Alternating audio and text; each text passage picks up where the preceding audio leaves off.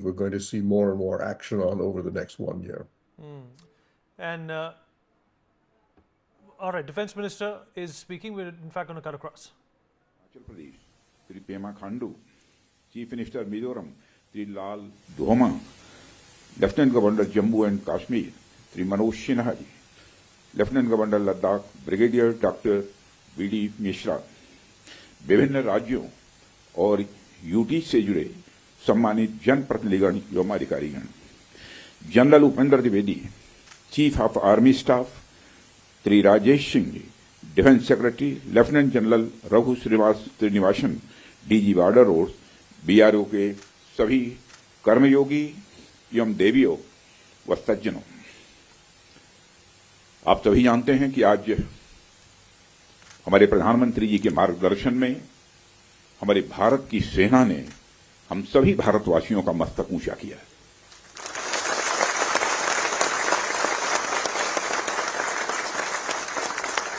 इसलिए मैं चाहता हूं कि एक बार अपने स्थान पर खड़े हो जाएं और मैं नारे लगाऊंगा। हमारे देश के सेना के जवानों के सम्मान में हम सभी बोलेंगे, भारत माता की, भारत माता की, भारत माता की। बहुत बहुत धन्यवाद। साथियों, जैसी कि आप सबको जानकारी है कि कल रात हमारी भारतीय सेनाओं ने अपने अद्भुत शौर्य और पराक्रम का परिचय देते हुए एक नया इतिहास रच दिया है।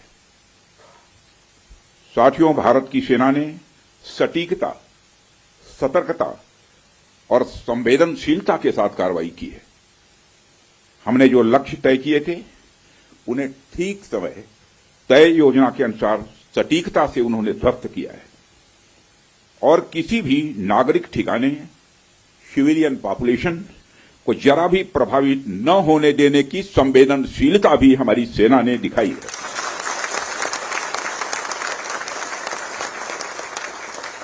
यानी एक तरीके से देखा जाए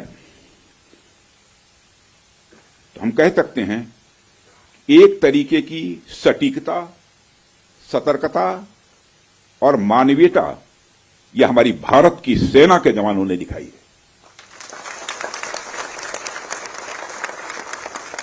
जिसके लिए मैं हमारे सेना के जवानों और अधिकारियों को पूरे देश की ओर से मैं साधुवाद देता हूं और सेना को संपूर्ण संबल प्रदान करने के लिए अपने प्रधानमंत्री माननीय नरेंद्र मोदी जी को भी मैं साधुवाद देता हूं।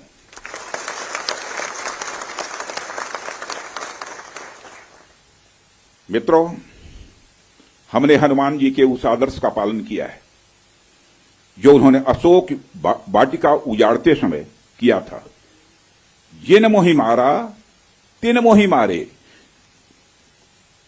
हमने केवल उन्हीं को मारा जिन्होंने हमारे मासूमों को मारा।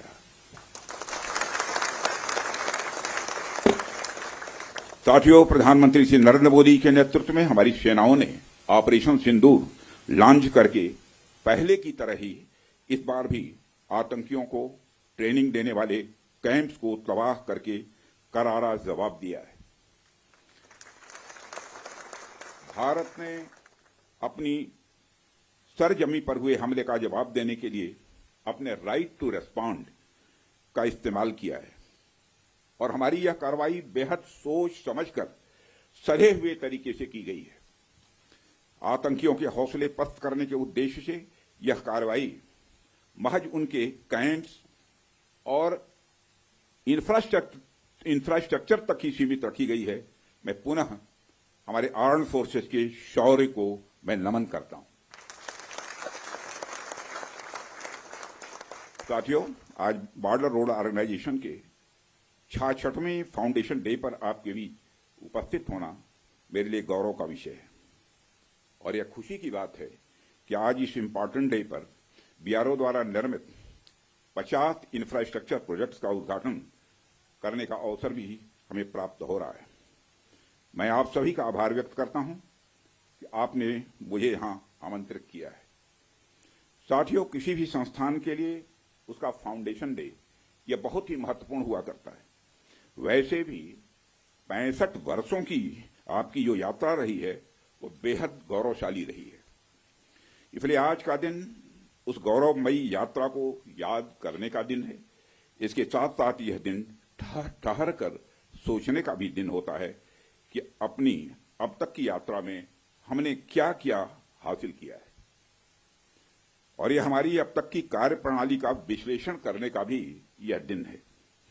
साथ ही यह एनालिसिस करने का भी दिन है कि भविष्य में हमारी राह क्या होनी चाहिए। साथियों, मैं देख पा रहा हूं कि वीडियो कॉन्फ्रेंसिंग के माध्यम से देश के अलग अलग क्षेत्रों से हमारे कई साथी जुड़े हुए हैं। अक्सर हम उद्घाटन के अवसर पर बड़ी बड़ी संस्थाओं का और बड़ी बड़ी एजेंसीज का नाम तो लेते हैं, परंतु ऐसे कई कर्मयोगी हैं जो पर्दे के पीछे रहकर काम करते हैं। किसी प्रोजेक्ट को पूरा करने में उनका योगदान भी बेहद महत्वपूर्ण होता है। इसलिए मुझे लगता है कि आज का दिन उनके योगदान को एक्नॉलेज करने और एप्रिशिएट करने का भी दिन है। साथियों, आज जम्मू कश्मीर, लद्दाख, सिक्किम, मिजोरम, अरुणाचल प्रदेश, पश्चिम बंगाल और राजस्थान में कई प्रोजेक्ट्स का उद्घाटन हुआ है। कहने को तो यह सारे फिजिकल इंफ्रास्ट्रक्चर हैं, लेकिन मैं इन्हें सिर्फ फिजिकल इंफ्रास्ट्रक्चर ही नहीं समझता। हमें जो सड़कें दिखती हैं, जो पुल दिखते हैं, वह सिर्फ दो स्थानों को जोड़ने वाले नहीं होते हैं, बल्कि वह लोगों के दिलों को जोड़ने वाले होते हैं। इन प्रोजेक्ट से राष्ट्रीय सुरक्षा को तो मजबूती मिलती ही है, साथ ही साथ यह प्रोजेक्ट इन सभी रीजन्स को इकोनॉमिक प्रॉस्पेरिटी को भी बढ़ावा देते हैं। ये तमाम प्रोजेक्ट इन क्षेत्रों में ट्रांसपोर्टेशन, टूरिज्म और इकोनॉमिक एक्टिविटी को बढ़ावा देंगे, जिससे निश्चित रूप से यहाँ के निवासियों की आय में वृद्धि होगी, उनकी क्वालिटी ऑफ लाइफ में भी इम्प्रूवमेंट होगा और इन क्षेत्रों में समृद्धि आएगी, यानी प्रॉस्पेरिटी आएगी। साथियों, मुझे बताया गया कि आज जिन इंफ्रा प्रोजेक्ट्स की शुरुआत की गई है, इनकी टोटल कॉस्ट लगभग 1900 करोड़ रुपए के आसपास की है। मुझे लगता है कि यह केवल उनकी नॉमिनल वैल्यू पर है। इसकी असली वैल्यू है वह तो हम आंक भी नहीं सकते। इन सड़कों के माध्यम से जब कोई बच्ची स्कूल जाएगी और अपना भविष्य बनाएगी, तो उसके इंपैक्ट का आकलन भी हम नहीं कर सकते। इन ब्रिजेस के माध्यम से जब यहां एम्बुलेंसेज दौड़ेंगी और समय पर लोगों को इलाज होगा, उसकी वैल्यू को भी नहीं आंका जा सकता है। जब इन सड़कों के माध्यम से विभिन्न संस्कृति के लोग आपस में जुड़ेंगे या फिर एक दूसरे से जो कुछ सीखेंगे, उसकी वैल्यू कोई भी आंक नहीं सकता है।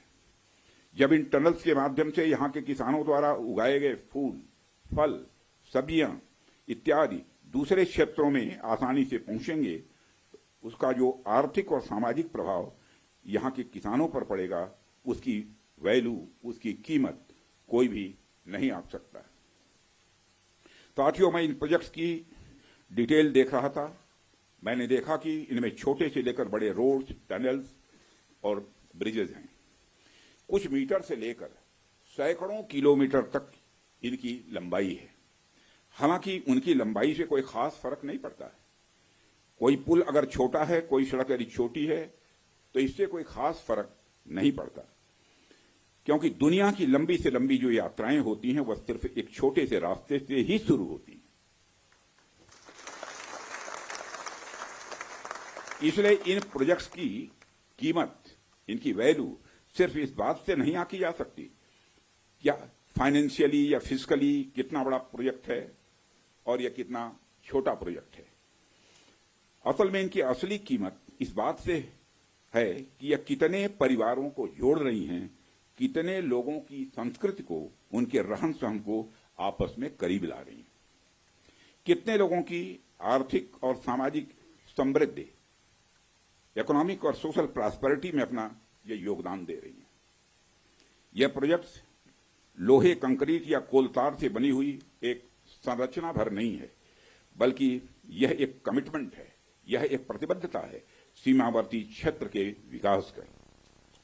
यह एक रिजॉल्व है, यह एक संकल्प है बॉर्डर एरियाज में क्वालिटी इंफ्रास्ट्रक्चर बिल्ड करने का। यह एक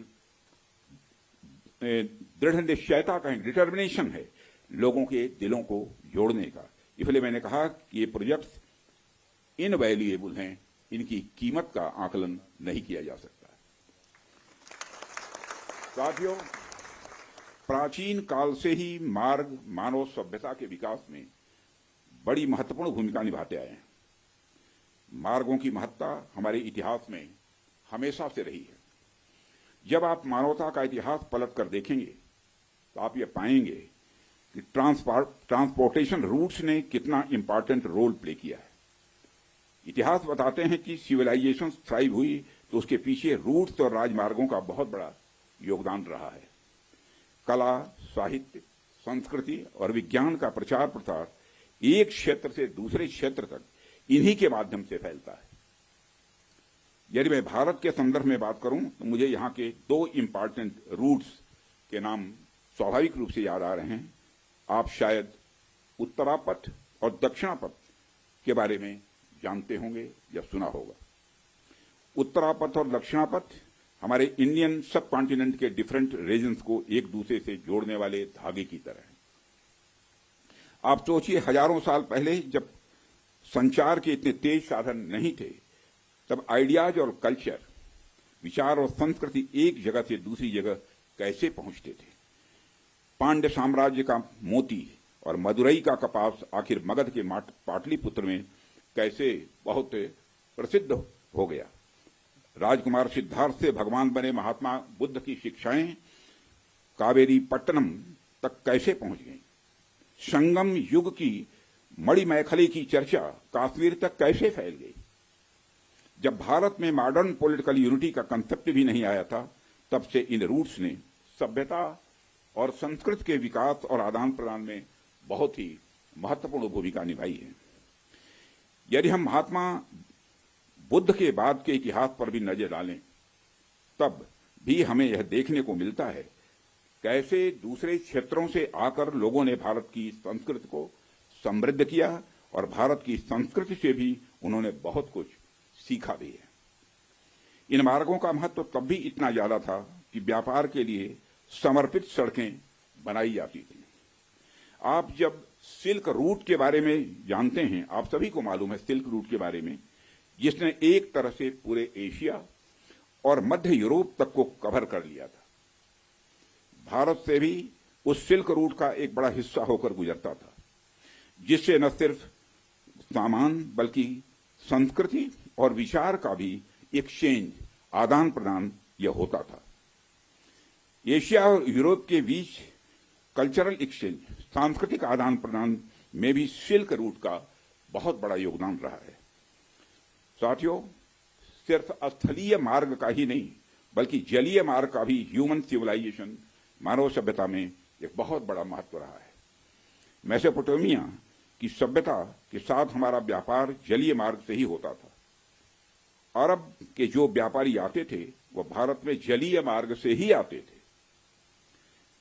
इन रूट्स का असर हमारे संस्कृति पर, हमारे परंपराओं पर और हमारी अर्थव्यवस्था पर तो पड़ा ही, साथ ही साथ इन रूट्स ने दुनिया को कई सारी नई चीजें भी सीखने को दी हैं। आप में से बहुत से लोग इस बात को जानते भी होंगे कि मानसून की हवाओं का जो कंसेप्ट है और उसको सबसे पहले अरब के यात्रियों ने खोजा था, और वह कंसेप्ट तब खोजा गया था जब वह जलीय मार्ग से भारत में आते और जाते थे। इसी प्रकार भारत में हुई न्यूमेरिक्स, नंबर जो होते की खोज ने भी पहले अरब और बाद में यूरोप तक का रास्ता तय किया था। साथियों, प्रधानमंत्री जी के नेतृत्व में जब से हमारी सरकार आई है, तब से हमारे प्रधानमंत्री का इस बात पर विशेष ध्यान रहता है कि सीमावर्ती इलाकों का कैसे अधिकतम विकास किया जाए। यह बताने की जरूरत नहीं है कि कैसे सीमावर्ती इलाकों को लंबे समय तक उसको उपेक्षित किया गया, कैसे एक लंबे समय तक वहां पर अच्छी क्वालिटी के इंफ्रास्ट्रक्चर तो छोड़िए, एक बेसिक क्वालिटी के भी इंफ्रास्ट्रक्चर को भी नहीं पहुंचाया गया। परंतु आज स्थितियां बदली हैं। आज सीमावर्ती क्षेत्रों में safe, secured and vibrant land borders को इंश्योर करने के लिए हमने वाइब्रेंट विलेज इनिशिएटिव भी प्रारंभ किया हुआ है। देश भर में सड़कों के निर्माण की यदि मैं बात करूं तो आज हम प्रतिदिन लगभग 35 किलोमीटर सड़कें बना रहे हैं, प्रतिदिन 35 किलोमीटर सड़कें बना रहे हैं। इसके अलावा भी हम बड़े स्तर पर कनेक्टिविटी को बढ़ावा दे रहे हैं। स्थितियां पहले की तुलना में कुछ इस प्रकार बदली हैं कि मुझे आए दिन बीआरओ के किसी न किसी कार्यक्रम में आकर सड़कों का, ब्रिजेस का, टनल्स का और ऐसे सैकड़ों प्रोजेक्ट का उद्घाटन करने का अवसर मिलता रहता है। साथियों, रक्षा मंत्री के रूप में मुझे बीआरओ द्वारा किए गए कामों को नजदीक से कई बार देखने का अवसर भी मिला है। पिछले कुछ वर्षों में मैंने देखा है कि कैसे बीआरओ ने बॉर्डर एरियाज में इंफ्रास्ट्रक्चर डेवलपमेंट के मामले में क्रांति ला दी है। बीआरओ ने जो काम किया है वह न केवल राष्ट्रीय सुरक्षा के लिए आवश्यक है, बल्कि दूर दराज के क्षेत्रों की अर्थव्यवस्था को बढ़ावा देने में भी यह सहायक सिद्ध हो रहा है। पिछले 4 वर्षों में ही आज के 50 नए प्रोजेक्ट्स के इनॉग्रेशन सहित बीआरओ ने 13,743 करोड़ रुपए के कुल इन्वेस्टमेंट के साथ 456 इंफ्रास्ट्रक्चर प्रोजेक्ट को सफलतापूर्वक पूरा किया है। इसके लिए मैं बीआरओ को बधाई देता हूं। साथियों, बीआरओ की काम की क्वालिटी भी मैं कह सकता हूं ये वर्ल्ड क्लास की है, जिसका एक प्रमुख उदाहरण सेला सुरंग है, जिसका उद्घाटन पिछले वर्ष ही हमारे प्रधानमंत्री जी ने किया था। यह रणनीतिक रूप से महत्वपूर्ण क्षेत्रों में कनेक्टिविटी बढ़ाने के लिए हमारी सरकार की प्रतिबद्धता का एक प्रतीक है और मुझे यह बताते हुए बेहद गौरव की अनुभूति हो रही है कि पिछले 5 वर्षों में ही बीआरओ का बजट लगभग 2 गुना हो गया है, जिससे सीमा पर बेसिक इंफ्रास्ट्रक्चर के विकास में रिकॉर्ड तोड़ प्रगति हुई है। वित्तीय वर्ष 2024 और 25 में बीआरओ ने 16,600 करोड़ रुपए का 16,600 करोड़ का रिमार्केबल एक्सपेंडिचर किया है, जो अपने आप में यह ऐतिहासिक है। साथियों, बीआरओ ने खुद को सबसे चुनौतीपूर्ण और सुरक्षा के सेंसिटिव एरियाज में भी बेसिक इंफ्रास्ट्रक्चर के विकास के लिए एक प्रमुख एजेंसी के रूप में अपने को स्थापित किया है। छत्तीसगढ़ के नक्सल प्रभावित क्षेत्रों में भी बीआरओ महत्वपूर्ण सड़क प्रोजेक्ट का सफलतापूर्वक निर्माण इस समय कर रहा है। आप सब तो जानते ही हैं कि जहां कोई नहीं पहुंचता वहां तक जाने वालों को ट्रेल ब्लेजर कहते हैं। बीआरओ के मामले में भी मैं यह कह सकता हूं, जहां तक आम सड़कें नहीं पहुंचती वहां बीआरओ पहुंचता है। यानी बीआरओ हमारे देश का रियल ट्रेल ब्लेजर है। जिस कठिन भौगोलिक ज्योग्राफिकल टेरेन जिसे बोलते हैं में आप सब काम करते हैं, जिन कठिन परिस्थितियों में आप सब काम करते हैं, अपने आप में यह बहुत ही प्रेरणास्पद है। हाई एल्टीट्यूड रीजन्स में एक्सट्रीम वेदर, लो ऑक्सीजन लेवल्स और बहुत ही कठिन काम करने की स्थितियां जहां रहती हैं, ऐसे में आप काम करते हैं। लद्दाख की ऊंची बर्फीली ऊंचाइयों पर से लेकर अरुणाचल प्रदेश के बीहड़ भूभागों तक बीआरओ के जवान लास्ट माइल तक कनेक्टिविटी सुनिश्चित करने के लिए काम करते हैं। और हमारे अरुणाचल प्रदेश के यहां पर हमारे केंद्र में जो मंत्री हैं श्री किरण रिजिजू जी, वो जानते हैं, जब मैं इनसे पूछता था कि आप लोग कन्वेंसिंग कैसे करते हैं चुनाव के दौरान में, तो जब उसकी चर्चा करते हैं तो सचमुच हम लोग तो इधर रहने वाले लोग कल्पना भी नहीं कर सकते। कई बार इन्हें सब जीरो टेम्परेचर, लैंड स्लाइड्स और अवलांच का भी सामना करना पड़ता है। इन सारी विपरीत परिस्थितियों के बावजूद बीआरओ हमारे राष्ट्र के सीमावर्ती क्षेत्रों में बुनियादी ढांचों को मजबूत करने के लिए पूरी तरह से प्रतिबद्ध है। और यह वास्तव में आपका मोटो, ध्येय वाक्य जो है, कनेक्टिंग प्लेसेस कनेक्टिंग पीपुल, यानी स्थान को जोड़ने का मतलब होता है लोगों को आपस में जोड़ना। साथियों, मैं यहां दोहराने की जरूरत नहीं समझता हूं कि बीआरओ का सबसे बड़ा रोल उसका रणनीतिक रोल है, स्ट्रेटजिक रोल है। आज की जो परिस्थितियां हैं उसको ध्यान में रखते हुए तो यह रोल और भी महत्वपूर्ण हो जाता है। ऐसे में आपको यानी बीआरओ को हमेशा अपनी पूरी तैयारी रखनी होगी। आने वाले किसी भी इवेंट के लिए हमें तैयार रहना होगा और हमें यह सुनिश्चित करना होगा कि हमारी तैयारियां युद्ध स्तर की हों। और इसे मैं कुछ उदाहरणों के साथ आपको बताना चाहूंगा। जैसे आप मान लीजिए कि आपके पास बेहद तेज गति से चलने वाला कोई व्हीकल है, कोई गाड़ी है, लेकिन उसकी स्पीड के हिसाब से कोई सड़क आपके पास नहीं है। ऐसे में फिर उस गाड़ी का कोई मतलब नहीं रह जाता है। हमारे पास कितने भी बड़े टैंक्स या आर्मर्ड व्हीकल क्यों न हो, लेकिन यदि सही समय पर सही स्थान तक वह नहीं पहुंच पा रहे हैं तो उनका कोई महत्व नहीं है। यदि हम नए नए फाइटर प्लेन्स अपने बेड़े में शामिल करें लेकिन हमारे पास एयरबेस की अच्छी फैसिलिटी न हो तो उनका कोई महत्व नहीं रह जाता है। हमें जब भी मॉडर्नाइजेशन की बात हम करते हैं, हम जब भी डेवलपमेंट एक्टिविटीज पर ध्यान देते हैं तो हम एक सर्टेन एजम्पशंस के साथ ऐसा करते हैं। हमारे कुछ डिफाइंड पर्पसेस होते हैं जिनको ध्यान में रखकर हम कोई भी डेवलपमेंट एक्टिविटी करते हैं। जैसे यदि हमारा कोई फाइटर प्लेन अपने बेस के अलावा किसी सड़क पर उतरता है तो उसके सड़क पर उतरने मात्र से ही उसकी क्षमता कई गुना बढ़ जाती है, क्योंकि अब उसके पास बेस के साथ साथ सड़क के रूप में भी एक विकल्प मौजूद है। ऐसे में उस फाइटर प्लेन को अपनी हर छोटी मोटी जरूरत के लिए बेस पर वापस नहीं जाना पड़ेगा। इसलिए हम हमारी आर्म फोर्सेस की हर जरूरत के लिए न्यू जनरेशन इंफ्रास्ट्रक्चर बिल्ड करें। यह समय की आवश्यकता है, यह समय की मांग है। मुझे पूरा विश्वास है कि बीआरओ इस आवश्यकता के अनुरूप पूरी तरह से तैयार है। साथियों, एक रक्षा मंत्री के रूप में और इसके पहले एक गृह मंत्री के रूप में मुझे बीआरओ द्वारा निर्मित सड़कों पर यात्रा करने का कई बार सुखद अनुभव भी मिला है। उन अनुभवों के आधार पर मैं यह कह सकता हूं कि जिस हाई क्वालिटी की सड़क आप लोग बनाते हैं वह अद्भुत है। वह सड़कें इतनी सुंदर होती हैं कि उस पर चलते हुए आदमी कई बार अपनी मंजिल तक भूल जाए। मैं तो देशवासियों से यह भी कहना चाहूंगा, यदि आपको बिना मंजिल की यात्रा का आनंद लेना है, लेकिन पर्वतीय क्षेत्रों में, मैं मैदानी क्षेत्रों की बात नहीं कर रहा हूं, पर्वतीय क्षेत्रों की बात कर रहा हूं, यदि आपको बिना मंजिल की यात्रा का आनंद लेना है और पर्वतीय क्षेत्रों में, तो आप बीआरओ की बनाई हुई सड़कों पर निकल पड़िए। आपको जो आनंद आएगा उसे आप कभी भूल नहीं पाएंगे।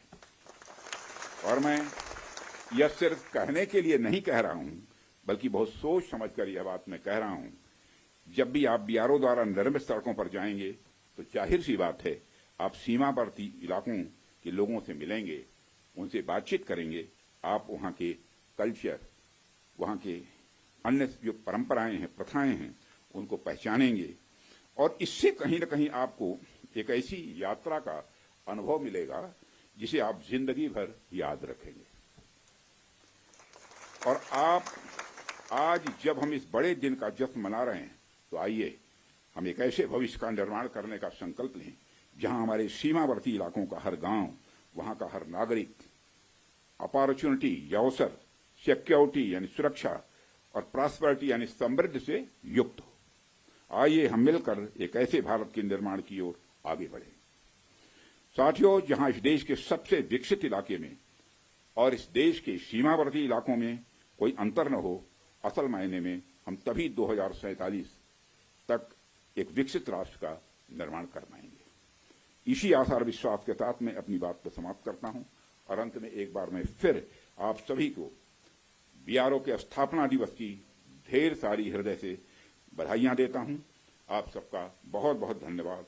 और आप एक बार बोलिए, भारत माता की good.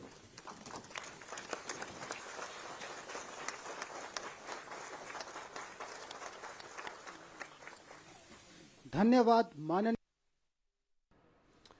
All right, Raksha Mantri Rajnath Singh talking about the attack, and of course he covered a number of other areas as well, and he said that the forces are on high alert and this is not India's response,